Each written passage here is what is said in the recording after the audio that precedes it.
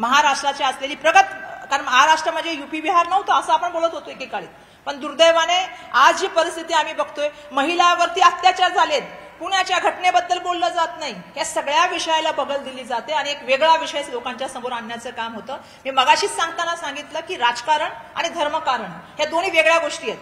दुर्दैवाने राजकारणामध्ये हे जे आहे ते लोकांच्या प्रश्नावरती बोललं गेलं पाहिजे, विकासाच्या प्रश्नावरती बोललं गेलं पाहिजे, बजेटवरती बोललं गेलं पाहिजे, त्याच्यावर चर्चाच नाही.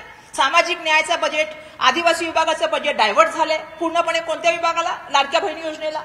हे बजेटवर अधिकार कोणाचा होता? तिथल्या विद्यार्थ्यांचा होता का? नाही, मला पूर्ण करू द्या. कष्टकऱ्यांचा होता. या विषयावरती न बोलता सातत्याने एक वेगळं वातावरण तयार करायचं, द्वेषाचं वातावरण तयार करायचं आणि या देशाच्या माध्यमातून आपण काय साध्य करणार आहोत?